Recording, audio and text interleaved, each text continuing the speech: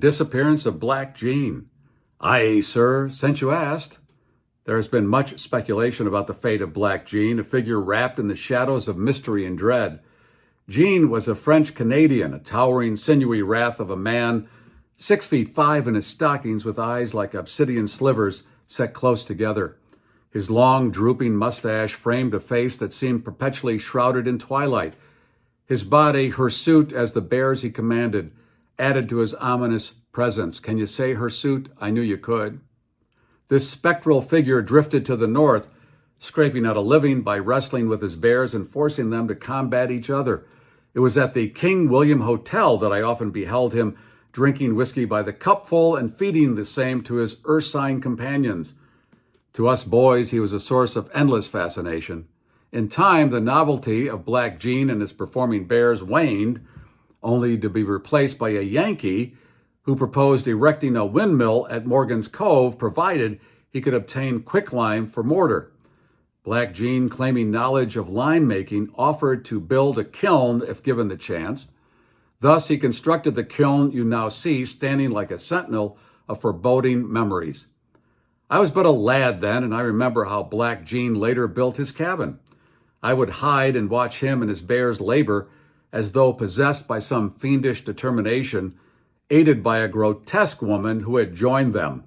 Together, they erected the cabin, the bears performing the bulk of the labor under Jean's eerie guidance. Those bears needed some union help here. The site he chose for the cabin was near a place called Split Hill, named for a deep fissure in the rock caused by some ancient convulsion of the earth.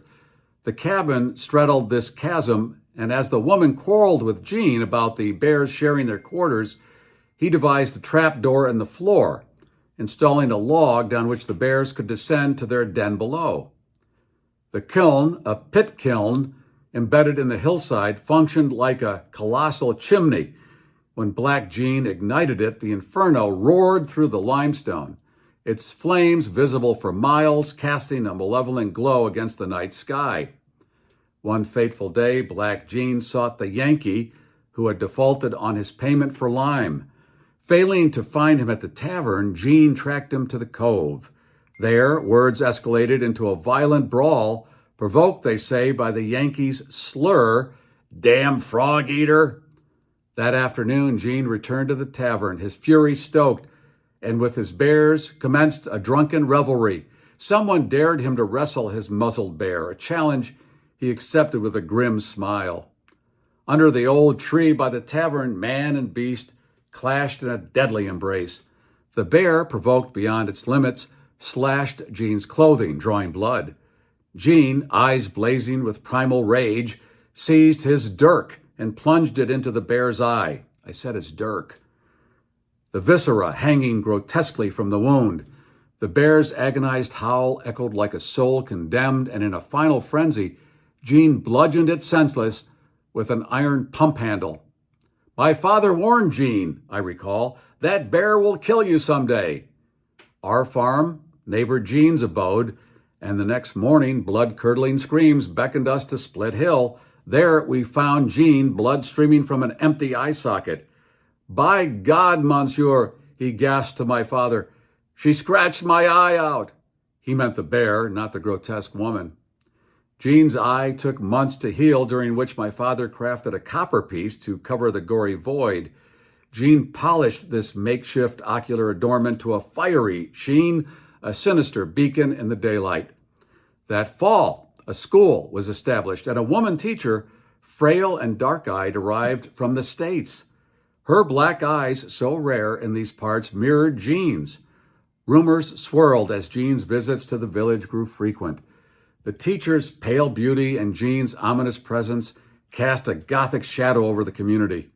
One afternoon, as the teacher disciplined students with a sadistic gleam, it became clear she was as diabolical as Jean. Her departure to live with him at Split Hill only heightened the village's unrest. Whispers of rail riding them out ceased when one night Jean burst into our home, the teacher bloodied in his arms. "That damn little bear," he snarled. "She tries to kill Madame." Jean carried her back the next day, whereupon I witnessed a macabre spectacle, the teacher lashing the smaller bear suspended from a tree until its spirit fled its battered body.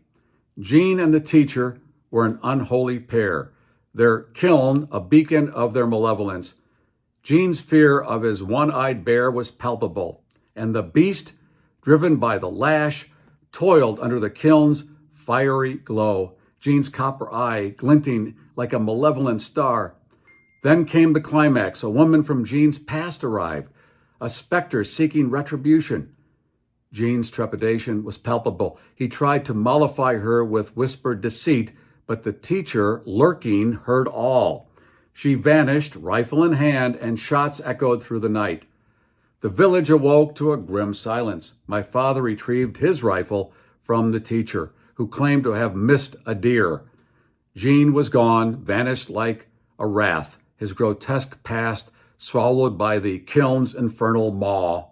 Years later, in the ashes of that kiln, I found Jean's copper eye patch, a grim relic of his fate. The village muttered theories, but I knew the truth. The one-eyed bear had been the instrument of his demise, wielded by the teacher's vengeful hand. And so the legend of Black Jean persists, a tale of darkness and madness, fittingly concluded by the flickering flames of the kiln and the spectral, accusing glare of a copper eye forever lost to the void.